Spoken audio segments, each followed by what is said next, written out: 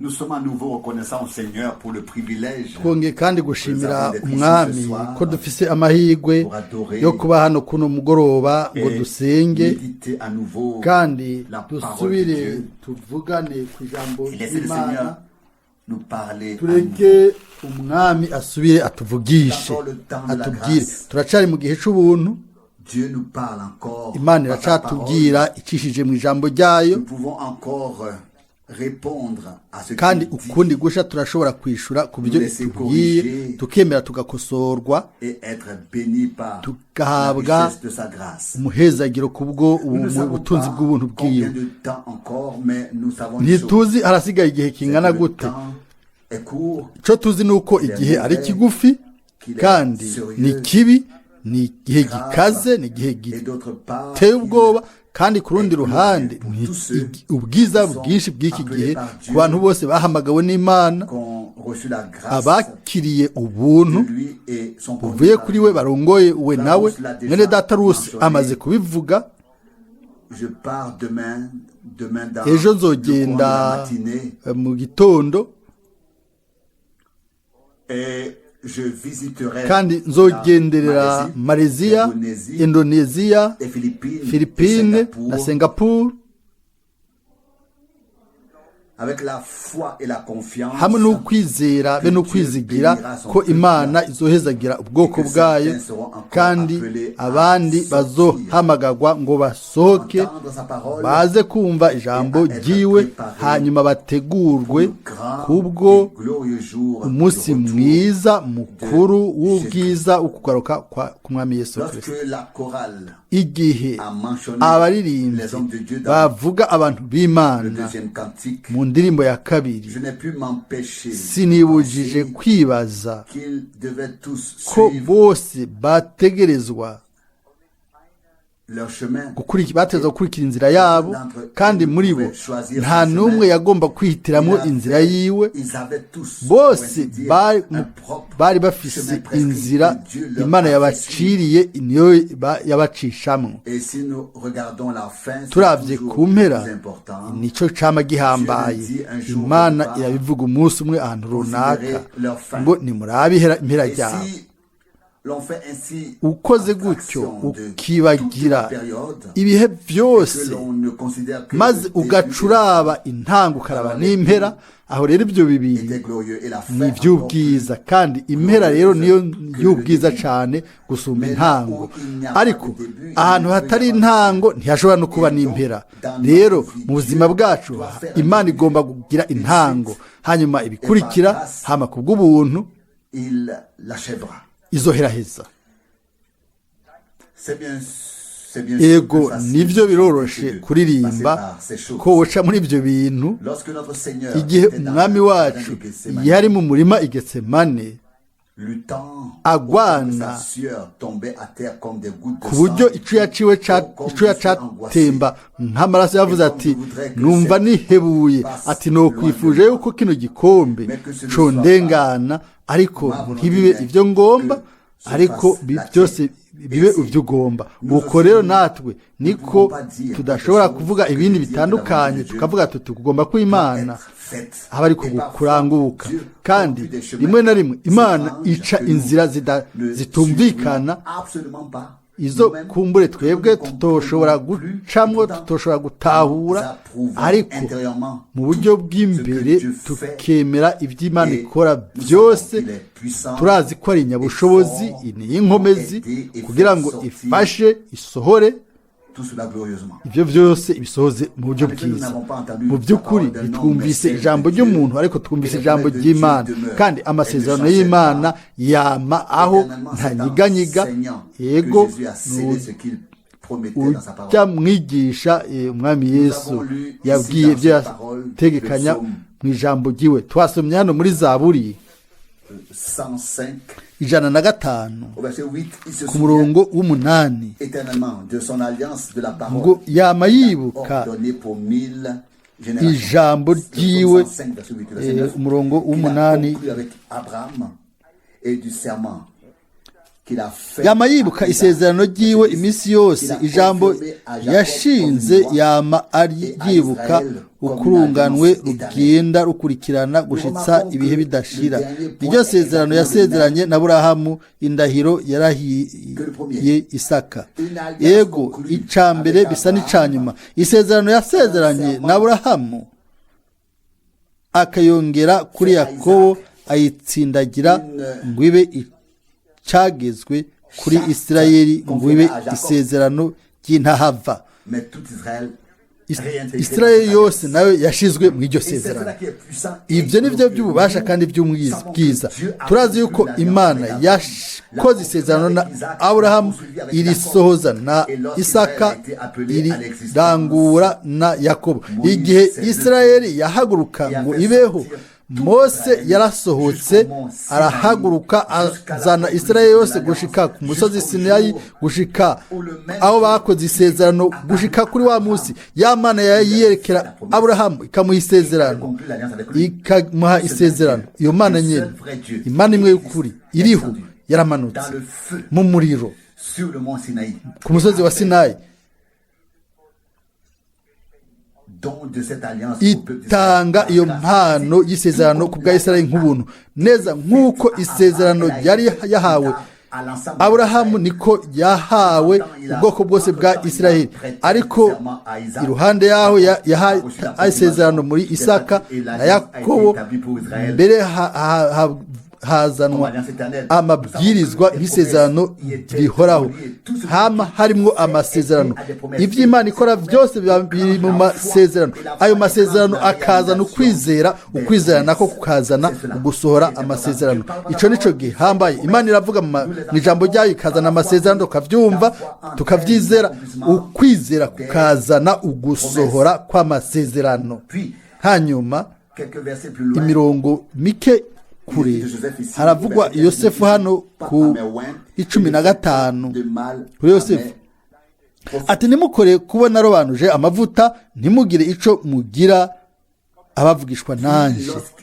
Ku murongo wa 16 ahamagara amapfa ngo atere mu gihugu, avuna inkoni yose bishimikije n'ibyo byo kurya vyabo, atuma umuntu kubitangira imbere. Ni Yosefu yaguzwe ngo agirwe umuja. Barisha ibirenge vyiwe imyororo, bamushira mu vyuma, kugeza aho iryavuzwe Uhoraho ryashitse, ijambo ryiwe riramugerageza. Umwami yaratumye, baramubohora. Segaba w'amahanga yaramurekuye, amuhindura umuzezwa rugo wiwe, amugira segaba kubw'itunga ryiwe ryose. N'ijambo ry'ubwiza. Imana yari yahinduye imigabo yiwe, yasohoje ijambo ryiwe, yatanze imigisha kubw'ubuntu. Nico cifuzo canje gikomeye, kandi ndizera yuko twese dufise inyota imwe mu mutima wacu, ni ukubona Imana ishika aho ishikira ku mpera. Nimba impera ari nziza, aho rero byose ni byiza. Aho rero ibyo babesheye umuntu ntaco bizoba bimaze, kuba bamutaye mu ginogo ntaco byabamaze, kumuja mu ibohero, byose bica byibagirwa. Iyo Imana igumye ku isezerano igasohoza ubuhanuzi, maze ugusohora bikaba byose biba bimeze neza. Niko bizaba bimeze natwe, kuri twebwe, kuko Imana igumaho kandi iguma ari umwizigirwa, ntishobora kwihakana yo nyene ubwayo. Imana itegerezwa kandi izoguma ari uyizigirwa ku ijambo ryayo. Nagomba uno munsi gusoma ijambo ryo mu byanditswe vyera, hanyuma muri rusange mu kugura ibimatanijwe indwi bya mwene data Branham, ndizera ko bamwe muri bajya abagabo b'Imana turagomba kubivuga ko ntidushobora dushobora gusa kwiga ibyo Imana yakoranye nabo, kandi iragomba kubikorana nawe nanje. Byanditswe byabiri ngaha kugira ngo dukuremo icigwa. Matayo 12 ku murongo wa 15, Matayo 12 umurongo wa cumi na gatanu. l'ayant appris, se retira de là-bas. Et il y en Yesu abimenye arahava, benshi baramukurikira, abakiza bose. 16 arabihanikiriza ngo ntibagende baramwandagaza. 17 ngo ibyanditswe n'umuvugishwa ni w'Imana Yesaya bishike. 18 ngo nguyu umushumba wanje natoranije, nkunda, ahimbara umutima wanje, nzoshira mpemu wanje kuri we, azomenyesha abanyamahanga amateka azocibwa. 19 ntazosinda kandi ntazoyogora, kandi ntawe uzokumva ijwi ryiwe mu nzira, ntazohohosha irenga rivunitse n'urumuri ruyenga, ntazoruzimya gushitsa aho azogomorera amateka akanesha. kandi izina ryiwe, amen. 21 kandi izina ryiwe niryo abanyamahanga bazokwizigira. amina. iyo twibajije kuri ibi, iyo nibajije gusohoka ngo ngende gutwara ijambo ry'Imana mu mahanga, umurongo wa Bibiliya nk'ubu ni ikintu gikomeza cyane. Umwami yaraje amenyesha uburenganzira kuri nosi kugira ngo abihe abantu. mbere haravuzwe hano ngo nguyu umushumba wanje, uwo natoranije, umukundwa wanje, uwo umutima wanje uhimbarirwa, uwo umutima wanje uhimbarirwa. turazi ko Kristo yavuzwe, yerekanywe nk'umushumba. murashobora kubisoma muri Yesaya 42, murabisoma mu byakozwe n'intumwa, kumbure n'igice ca 4, aho ishengero rya kera basenga bamubwira mw'iryo zina, kandi barasaba ngo umwami aramvure ikiganza ciwe. bigomba kuba biri mu byakozwe n'intumwa 4, byakozwe n'intumwa 4 umurongo wa 29. kumbure umurongo wa 27. ego kandi by'ukuri muri iki gisagara Herode bona Ponsi Pilato hamwe n'abanyamahanga n'imiryango ya Isirayeli bakoraniye kugwanya umushumba wawe yera Yesu, uwo warobanuje amavuta, ngo bashitse ivy'ukuboko kwawe n'inama yawe yari yaragabiye byose ko bizoshika bizoba. kandi none mwami, raba agaharirizo kabo, wihe abasabyi bawe kuvuga ijambo ryawe bashize amanga rwose. ukiramvuye ukuboko kwawe gukiza indwara, ibimenyetso n'ibitangaza bikoreke mu izina ry'umushumba wawe yera Yesu. turabona ingene ubuhanuzi bwerekanye Yesu ubukozi bwiwe nk'umushumba. aravuga ati, jewe sinaje kugira ngo nkoregwe, ariko naje kugira nkore. yari umushumba w'Imana, uwo Imana yari yashizemwo guhimbarirwa kose, kandi muri wewe no muri jewe yari umwana w'Imana, kugira ngo we nanje dushobore kubaho n'Imana. yari umuherezi mukuru kugira ngo we nanje tube abaherezi. yari umwami kugira natwe tube abami. yabaye byose bwa mbere kugira ngo dushobore kubiba natwe kubw'ubuntu, kuko muri Kristo Imana yatugize ibyo twari twaragenewe kuba ibihe bidashira. nicyo gituma iri jambo ingene ryavuzwe mu buryo bwiza Matayo 12:17 ngo hategerezwa gusohoza ijambo ryo muri Yesaya 18 ngo nguyu umushumba wanje uwo natoranije umukundwa wanje uwo mpimbarirwa nzoshira mpemu wanje muri we azomenyesha abanyamahanga amateka azocibwa. 19 ntazosinda kandi ntazoyogora kandi ntawe uzokumva ijwi ryiwe mu nzira.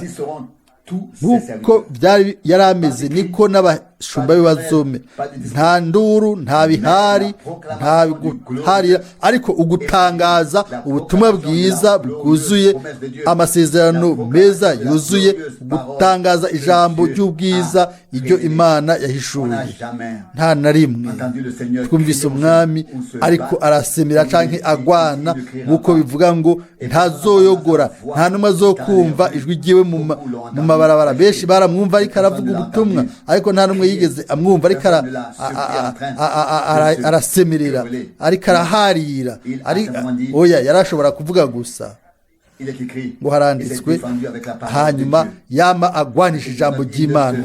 19 ngo ntazosinda kandi ntazoyogora.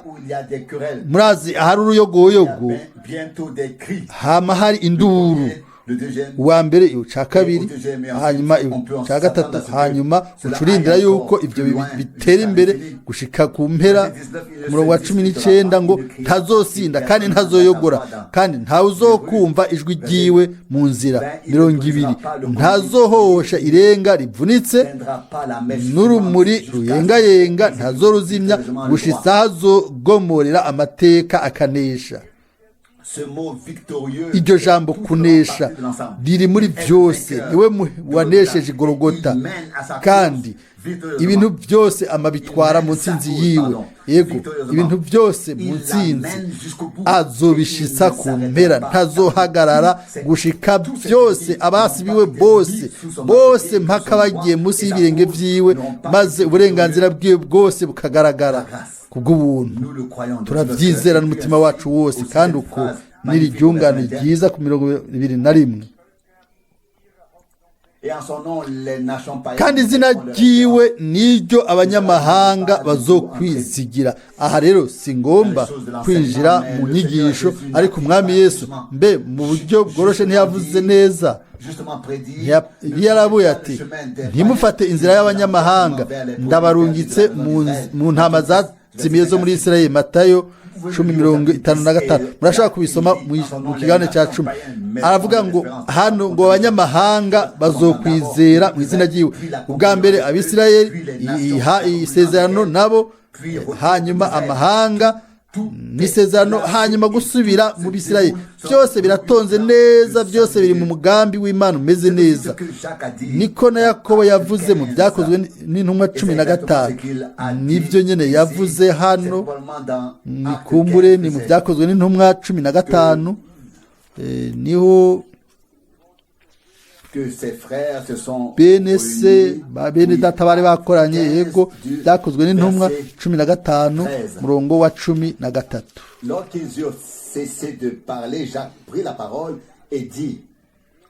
Barangije kuvuga, Yakobo aravuga ati, bagabo bene data, nimunyumve.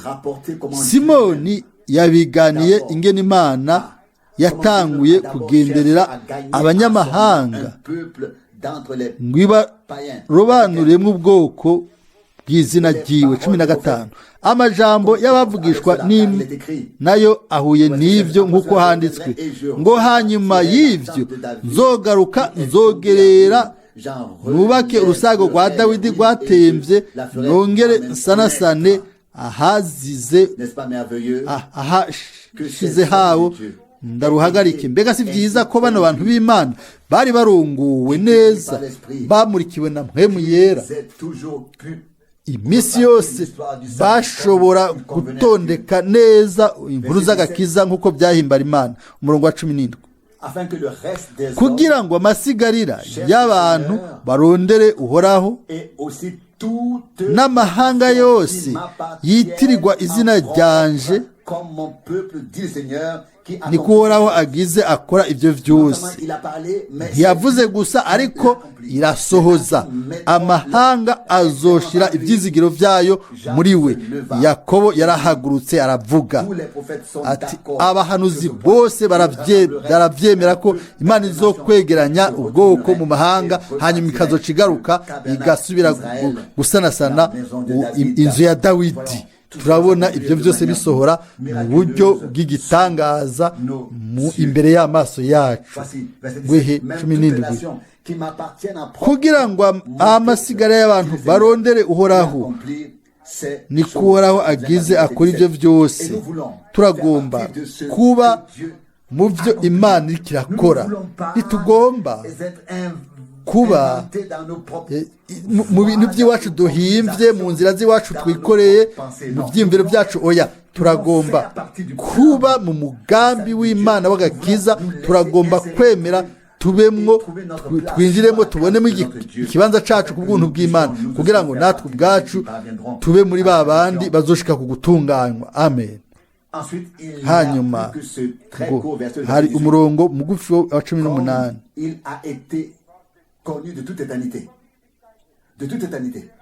Nuko rero Imana nk'uko byamenywe ibihe bidashira. Inama y'Imana si yo mu myaka 6,000, oya, niyo mu bihe bidashira. Nk'uko byamenywe mu bihe bidashira. Mu bihe bidashira Imana yaradutoranije mu bihe bidashira. Yari imaze kubona Aburahamu, yari amaze kubona Isaka, yari amaze kubona Yakobo. Yabonye isezerano ingene rikorwa, yabonye umugambi wose w'abantu, inkuru zose z'abantu yabimenyesheje mu ijambo gushika mu rubanza rwa nyuma imbere mu myaka 1000.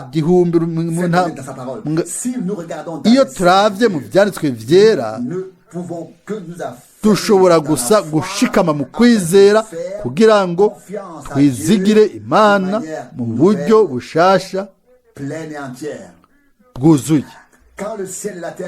Igihe isi n'ijuru bizosha, igihe imisozi izorengana, uzokwizera azobona ko ijambo ry'Imana ari ry'ukuri. Intumwa ntizivugisha, ariko nanjye biranezera cyane gose.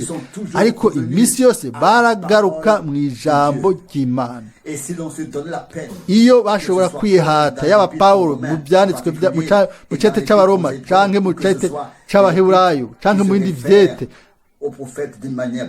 yisunga abahanuzi mu buryo budasanzwe. Hano ndanezererwa kuri Yakobo, yinjiye neza mu byanditswe vyera, mu byo abahanuzi bari baravuze imbere y'igihe. Yego, ivy'Imana yatangaje mu kanwa kabo yavugisha, natwe turabishima n'umutima wose. Murongo wa 17.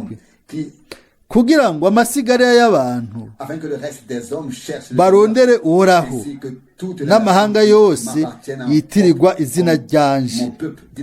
Niko uhoraho agize akora ibyo byose, yabimenyesheje uhereye ku kuremwa kw'isi. Aho niho dushira ivyizigiro byacu byose no kwizigira, ntituzomaramara. Hano twasomye ngo ntazohohosha irenga rivunitse. Matayo 12 umurongo wa 20. Ntazozimya muri ruyengayenga gushika hazosohoza iby'amateka. Yego, ibyo yagabiye mu bihe bidashira arabisohoza, atari kugwana. Oya, abisohoza mu bwiza, mu buryo bw'intsinzi ikomeye, amashimwe n'ubwiza by'izina ryiwe ryera.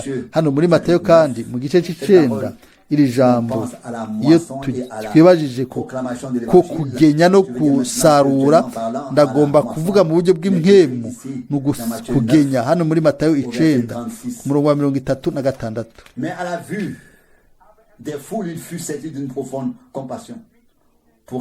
Abonye ishengero rimutera akagongwe, kuko bari bagowe basabagiye nk'intama zitagira umwungeri.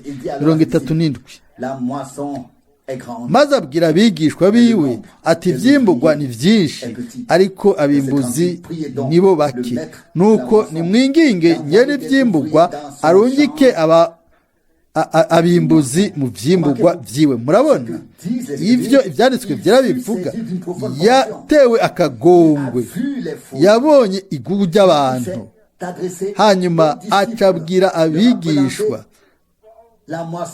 ababwira ivyo kugenya, arababwira ati umusaruro ni munini ariko abagenyi ni bake. 38 nuko nimwinginge nyene ivyimburwa arungike abimbuzi mu vyimburwa vyiwe. Murazi ibyabaye mu nyuma, imbere y'uko mbere anabibona yari amaze kubahamagara mu mazina yabo, aca barungika mu kwimbura. Ntiyari akeneye gusenga umwanya muremure, hajya mu murongo ukurikira muri 10 ahamagara abigishwa biwe 12, abaha ububasha ku mpwemu mbi zihumanye n'ubwo gusenda, ubwo kuzisenda no gukiza indwara zose n'ubumuga bwose. Haca havugwa amazina. Ryari itegeko ryaje, ni gihe umwami yari agomba gukora ikintu dukeneye kurindira cyane.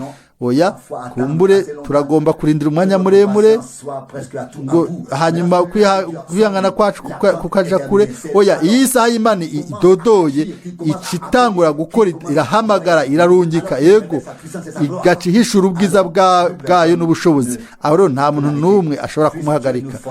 Imana idukomeze mu kwizera, idufashe twese. Hazobaho ibintu byinshi twosoma muri buno butumwa bwiza, nk'uko nabivuze n'urukurikirane buvuga ngo Paulo imbohe ya Kristo. Ni ubutumwa tuzi twese neza.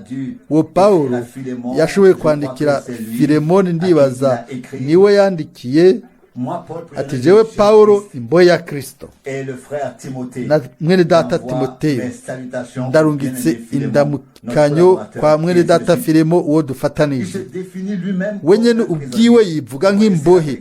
Murazi ubutumwa bwiza. Hano mwene data Branham arabaza neza mu masengesho ati utubabari ibyacu byaha, uduhane na mpwemu wawe n'ijambo ryawe mwami, kugira ngo dushobore kuregwa, kugira ngo tube abakozi bumvira, abakozi bemera bakaja mu vy'Imana igomba, uturere mu kugomba kw'Imana. Nanje ndavuga ukuri, sinari nzi ko nza gusoma ino mirongo, ntabyo nari nzi, sinari nzi birimwo. Ndaba rero ijambo umukozi, kugira ngo tube abashumba bumvira, utugire abakozi, uturere tuba abakozi bumvira. Turagomba kuvyiyumvirako, tugerageze kwiyumbaza mu mitima yacu ivyo abakristo ba mbere bakora. Mbega bari abantu bameze gute? Twohura n'abantu bameze gute? Yaba twohuye na babandi ubwabo babanye nawe. Ego, ibyo ni byari byo muri ino sengesho. Ni iciyumviro cyiza cyane mbere. Yaba twohuye n'abantu bahubanye n'umwami igihe umwami yagendera no kwisi, mbega twe twoba duhuye n'abantu bameze gute? Mwene Brata Branham aravuga hano ngo esingene mu maso yabo hagaragaza ubwiza, hakaka ubwiza n'umunezero. Yego, ariko rero tushika ku kibazo gikomeye. Yesu Kristo wa wundi ejo no munsi ibihe bidashira. Abantu bagendanye n'umwami kera bagomba kuba babandi bagendana nawe uno munsi. Mbere n'igihushana hagomba kuba 100% ivyo nyene. Tugaruka ku ntango, kandi mu kwizera neza twoshobora guharura kwitega yuko ariko bizomera, ko tugomba kuba abagabo bari kumwe n'umwami, bafitaniye ubumwe n'umwami, nk'uko bivugwa hano, babanye umwe wese nawe. Esi nyene mu maso yabo hakaka umunezero n'ukwizera. Nanje nca bintera isoni n'ivyo. Mbe wavuze haleluya? Ndibaza ko utavuze haleluya mwene data. Oya, wewe byagushobokiye kubikora. Yego, ntaco bitwaye. Hano haravugwa esi nyene mu maso yabo hakaka ukwizera n'umunezero. Yego, ndabyibaza gutyo ndabyaza ko ndiyumvira yuko abantu bahamagawe n'umwami barabayeho ikintu umuntu atashobora kubaka, barashoboye kugifata baragicakira, mbe babicakiye byose. Harageze umunsi abigishwa kumbure na Petero bavuze bati mwami mbe tuzobiki ko byose twabihevye, ibyo twari dufise ku isi byose none bizogenda gute? Umwami aravuga ati muzoronka byose muri no buzima mbere no mu buzima buzoza. Abari babanye nawe bashoboye kuboneka mu maso bakaka umunezero no kwizera. Murazi jendo wa nyuma ndabisomye hano, ariko ibyanditswe hano reka ndabisome. Biryohera bitangyohera mu maso hanje hatakaka, jenda nezerwa mu mutima wanje, ndazi nkuko twabisomye Imana izogaragaza intsinzi yayo, izoyisohora, izobigaragaza kubw'ubuntu. Haravugwa hano mu nyuma ngo mbega esingene ubuzima bwabo bwari ijambo ry'Imana rizima, byari byanditswe bisomwa n'abantu bose by'ukuri mu gihe bagendera mu bwoko. Oh Mana, usubire ubitange irindi rimwe hano. Muri irindi rimwe ikintu c'ububasha kiravuzwe. Mwene data Branham yaravuze hano abakristo ba mbere ngo mbege bari abantu bameze gute, bari abantu babanye n'umwami, basangiye n'umwami, ingene bategezwa kwakaka, ukwizera kwabo kwagomba kuba kuri hano, ubuzima bwabo bw'ijambo ry'Imana bwagaragara muri bo. Maze hano haravugwa oh Mana usubire ubitange irindi rimwe, irindi rimwe bituze mu mutima, ibisigaye bizoca biza. Ariko ni by'ukuri bene data n'abashiki banje, Imana ubwa mbere igomba kubanza kuduha inyota imbere y'uko itanga ikimara. Nimba tudafise inyota y'ibyo bintu ntituzigera tubironka. Turashobora gusaza nta na kimwe kizoza kiretse dufise inyota tukabisaba Imana n'ukwizera, izobikora, ariko ntishobora kubikora imbere. Ndagomba kubabwira ibyo bintu bigomba gukora ku mutima, mu mutima wowe nanje, twebwe twese, atari uko twoba twihebuye nk'uko havuzwe hano muri ino sengesho. Oh Mana, usubire ubitange irindi rimwe, ubiduhe irindi rimwe, kugira ngo ku isi habe abantu bagize ubumwe na Yesu Kristo, ugusangira by'ukuri, babanye nawe, bagendana nawe mu buzima. Ubuzima bw'umwami bushobora kuba ubuzima bwe bugaragare hano kubw'ubuzima n'igikorwa ijambo ry'iwe risohoze. Amen. Abantu bari ngaho bafise umutima nk'uko Imana igomba, bashobora gukoreshwa n'Imana. Hamara bandanya ati iyo ibyo yatanze kubw'ubuhanuzi, ibyo yavuze ko azobikora bigakoreka, bigasohora mu buryo butunganye nk'uko yabivuze, aho rero tukaguma twicaye ngaho nk'ibipfu, oya tukibaza tuti nimba ibyo bintu byo bituraba canke byo rabishengero canke nimba by'ukuri nanje ndimwo. Ndibaza ko kwa Mungu mu gitondo nzogerageza kuvuga kuri ibyo bintu bikomeye kugira ngo tumurikigwe buhoro. Icyumviro ni uko ubuhanuzi bwa Bibiliya bwaratangajwe hanyuma burasohora, ariko nubwo biri uko abantu bari bicaye ngaho mu buryo bumwe, nk'uko umenga turibaza mbega ibyo biraturaba. Turicara tukaraba tukitegereza byose, hama tukabandanya kwicarira, ntihagire nk'uko hari ikintu cyadufashe ukamenga nta kintu cyadukoze ko. Ibyo nibyo bintera umubabaro, nawe n'umubaro wawe. Mu by'ukuri twarumvise ingene Imana yahezagiye, yakijije, yabohoye, ingene yakijije indwara. Ninde yashimiye Imana? Ninde yabyibutse? Twemera imihezagiro yose tukavuga tuba ni byiza, ibintu bikabandanya kwa kuri nyene byaho. Oya dutahure ko ibyo bintu byose ntibiza gutyo, oya tugomba gushimira umwami.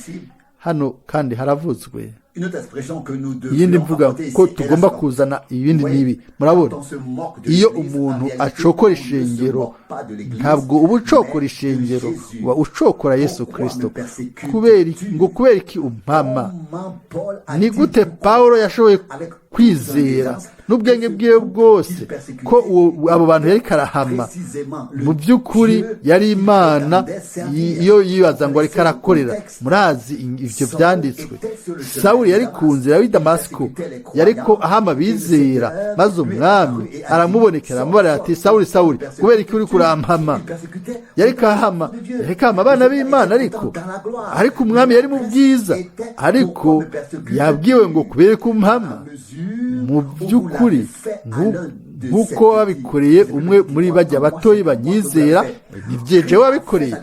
Kristo yagize ubuturo bwiwe mu mitima yacu kubwo kwizera. Ico ukoreye uwizera uba ugikoreye Kristo. Ntitwihende hano muri buno butumwa bwiza. Mwene Data Branham yaratondetse neza ibintu mu buryo bwiza, arashimika ati kwere kumpama. Niko umwami yabwiye Sawuli. Sawuli byari birangiye, aravuga ati rindira, wewe urinde ndiko ndahama. Yari kahama abantu hano ku isi, ariko umwami nawe yari hejuru. Bacunguye bari ngaha, yatanze amaraso yiwe, niwe yatanze amaraso nk'ikiguzi. Arabahamagara ngo basohoke, arabahezagira. Hanyuma urabandanya hano, ndiko ndihuta, ukavuga uti mwene Data Branham, uriko uhakana ibyo wavuze kwa Mungu, yuko warindiriye icyo gihe cyose. Nimwibuke, ni mpemu yera niwe yambariye hariya mu nzira, arambariye ati, ndagusubije mu bagwayi n'abababaye. Nukumvira mpemu yera. Nivyo sinagiye kiretse antegetse kubikora. Nararindiriye, uku niko Uhoraho agize, gushikaho na ndonka, uku niko Uhoraho agize. Ubu rero murabona biratandukanye. Aho rero niho hari itandukanirizo. Arabandanya byerekeye Pawulo, aravuga ati, reka turabe ingene Mose yari ameze. Yavutse ari umucunguzi, yarazi yuko yavutse ari umucunguzi. Imbere yuko tuvuga na Mose, nagomba kuvuga no matangazo. Imana imisi yose igomba gufata umugabo agomba kuyikorera, ikamugira imbohe yiwe. Umugabo ategerezwa guheba ibyo yipfuza byose, ibyo ari byose, n'ubuzima bwiwe n'ubuzima n'ubugingo n'ibyo yifuza n'ibisigaye byose, akaba by'ukuri imbohe ya Kristo, ariwe jambo, kugira ngo akorere Imana. Kugira ngo akorere Imana. Hano hateranijwe ibintu byinshi. Ndagomba kuvuga yuko ibi si abantu gusa bavuga ubutumwa biraturaba twese. Mu by'ukuri turi umubiri w'umwami, ntidushobora kwikuramo ngo tuvuge ngo ibyo bintu ntibituraba. Oya, twese turi muri ibyo bintu, Ni gute bitokuraba nawe kandi urimwo? Uri igikorwa, uraremwe muri Yesu Kristo umwami wacu. Efeso 10. Twe turi igikorwa ciwe, igikorwa ciwe ni kiri muri twebwe, turi muri we, ari muri twebwe. Twabaye igice c'ijambo, twabaye igice cawe ubwiwe. Hano bitubwira ingene bigomba kuba kugira ngo tube imbohe ya Kristo. Bitubwira ngo Imana yabikoze. Urashobora kumukurikira, ugakurikira mu byanditswe. Umugabo ategerezwa kuba imbohe ya Kristo kubisigaye byose. Ni ijambo rikomeye, ariko rirankora ko gusumba mwebwe mwese. Ubu rero raba ibiri ko birakoreka. Murazi ko Imana yahamagaye Mose. Mwene Data Branham arongo aravuga ati,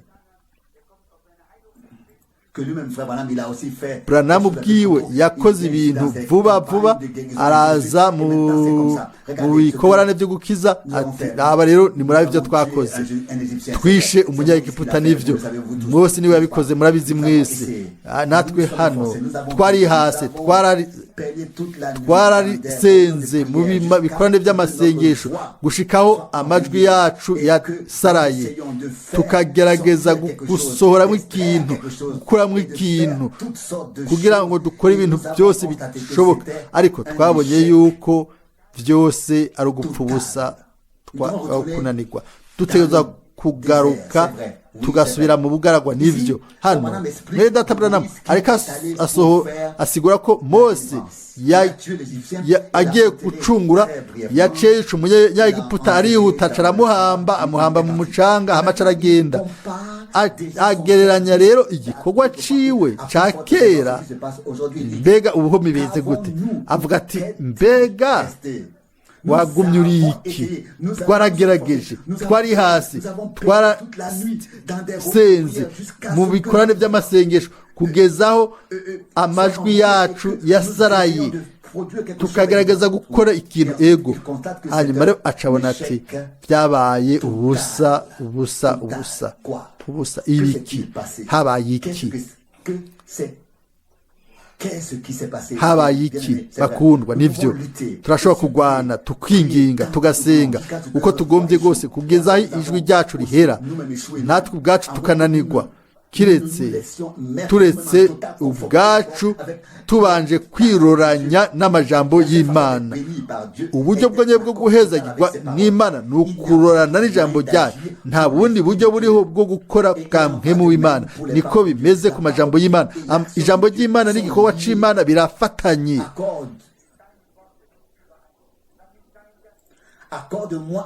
Ngo undoranye n'amajambo yawe kugira ngo mpemu wawe ashobore gukora. Murabona, Imana igomba kwigaragaza, igomba kwimenyekanisha. Ni Imana nzima, ni Imana y'ukuri, ni Imana yatanze isezerano ryayo, yarirahiye, yashizeho amabwizwa n'ibindi byose nk'uko twabyumvise muri Aburahamu, Isaka na Yakobo, kandi twabonye ibyo byose mu isezerano rishasha. Ariko biboneka nk'uko Imana igomba itegerezwa kudufasha. Hano mwene data aravuga ati murabona, umuntu yapfuye, yaboze, cyari cyo kintu cyonyine cyashobora kuboneka nk'ikintu yize mu myaka 40. Umunyegiputa yapfuye, yari hajya yanutse. Aravuga ati heraba rero ngibyo nibyo biriko biraba kuno mugoroba. Ikintu cyonyine ushaka kwerekana n'urutoke kuno inyuma y'ayo makanguro yose ni ishengero rinuka, atakina kimwe rizi ku Mana.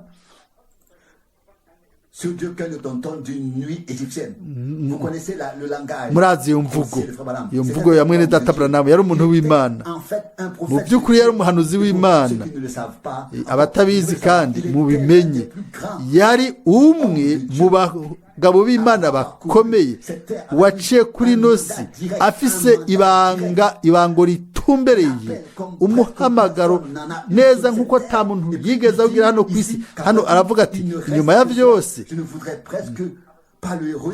sinagomba gusubira kubisoma bino, ariko niko bimeze, niko akanwa k'umwami kabivuze mu kanwa kiwe. Hagomba kubaho impera kugira ngo intango nshasha ibeho. Intango ni Imana, intango y'ibwina, ngo ubuzima bwawe n'ubwanje burangwe n'Imana. Twese dushobore kurorana n'ijambo ry'Imana, tugende ku ntambwe imwe, dushobore kwizera bimwe, dushobore kugira ubuzima bumwe, dushobore gutera imbere twese hamwe n'Imana yacu. Ntidutegerezwa guhagarara hajya tukavuga ngo ego oya ntagisigaye. Oya, aho niyo bari impera. Ubwoko bwa Israeli bwama iminsi yose bugira intambwe. Ego umunyegiputa amaze gupfa yari impera y'imyaka 40, hanyuma hatangura indi myaka 40 yakurikiye.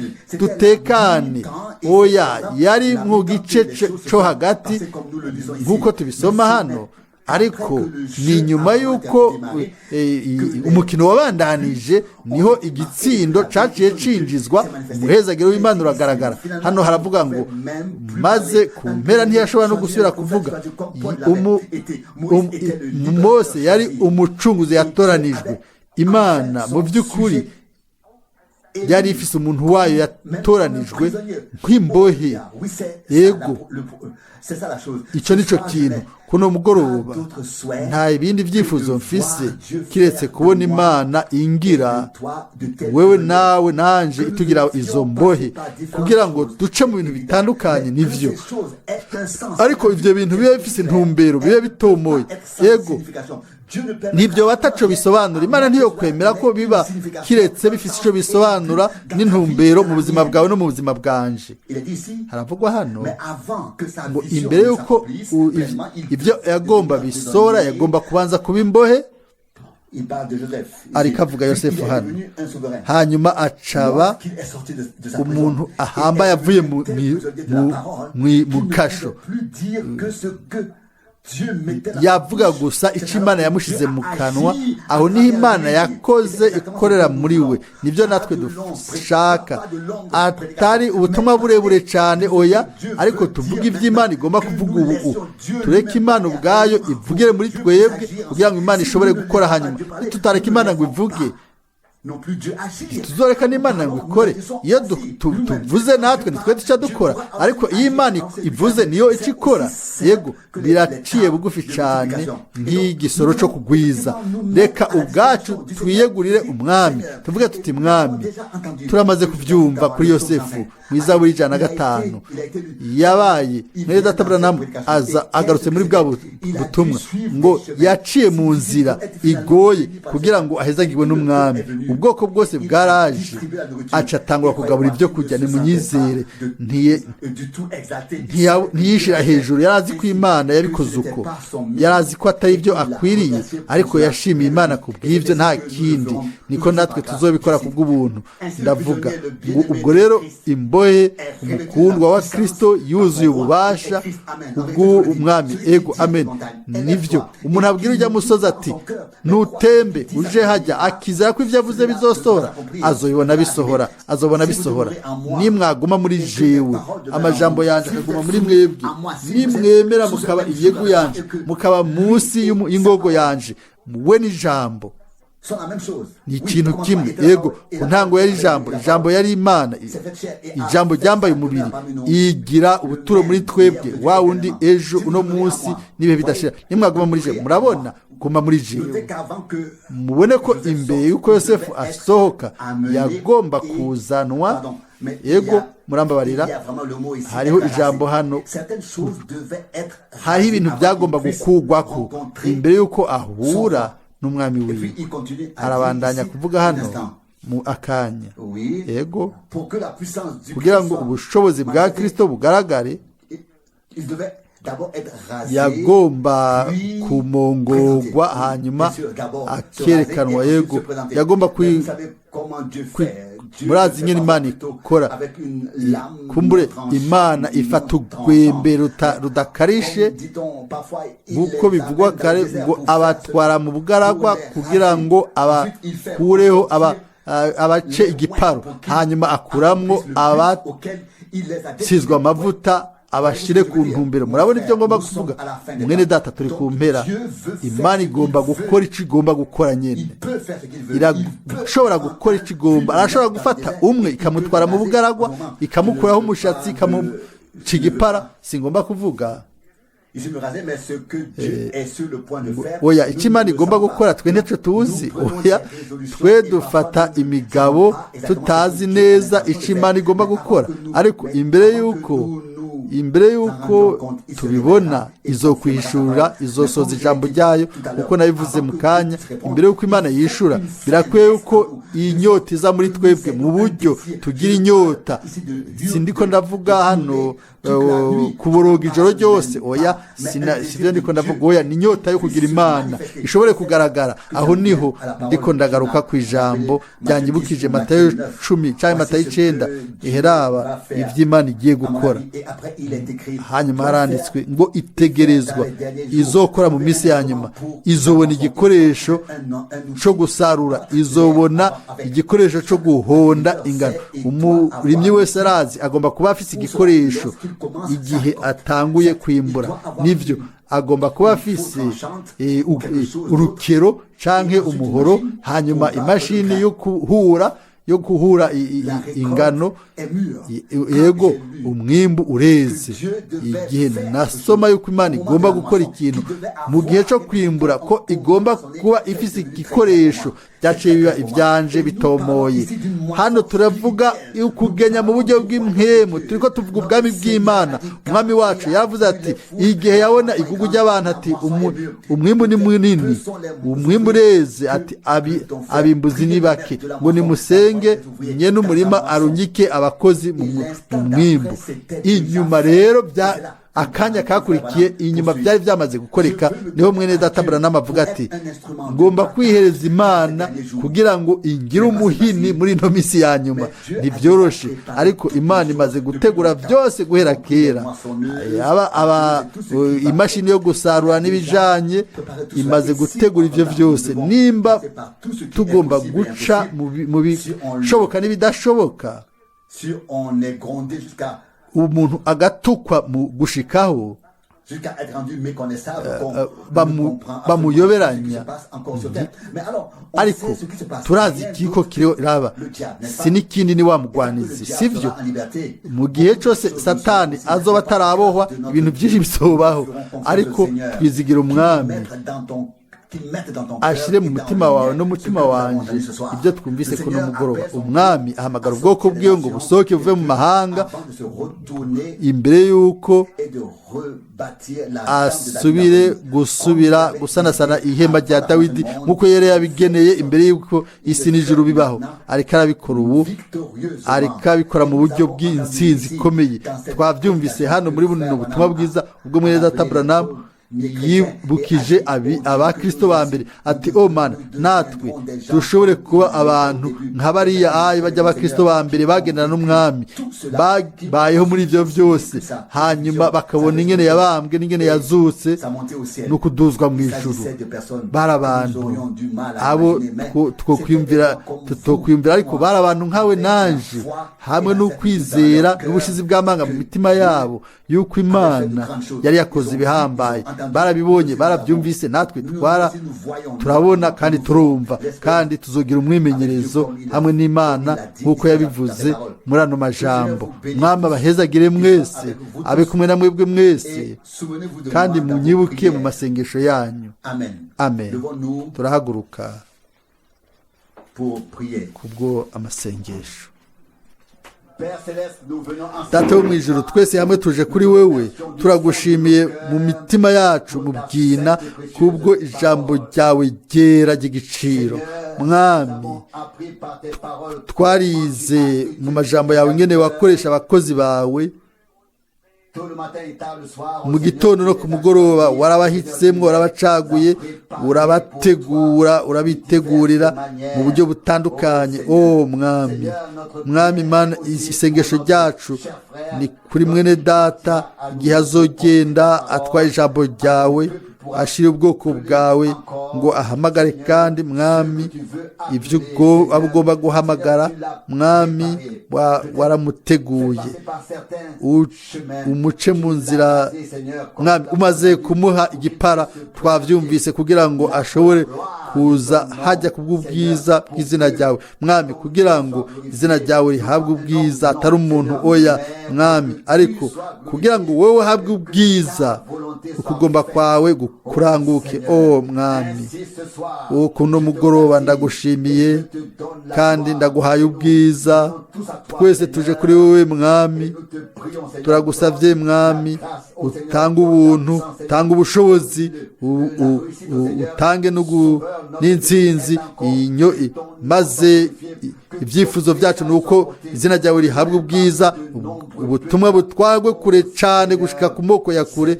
Mwami, turagushimiye bwa mwene data, kuko wamugize umugisha kuri twebwe gushika kwino saa, mbere no ku masaha adasanzwe yo mu bihe bya nyuma. Mwami, turagushimiye Mwami kubw'ibikorwa bihambaye ibyo wasohoje hagati yacu. Turagusenga muri byose, kandi turahimbaza ubuntu bwawe n'ubwizigirwa. turazi mwami yuko ico usezeranye uzogisohoza n'ivyo mwami uhimbazwe ushigwe hejuru mbere no muri no saha yo kuno mugoroba mwami mwene data tumushize mu biganza vyawe munsi y'uburinzi bwawe o mwami umufate umukoreshe o mwami niryo sengesho ryacu mu izina ry'igiciro rya Yesu haleluya ubwiza n'ubwizina ryawe ryera rya Yesu amen amen.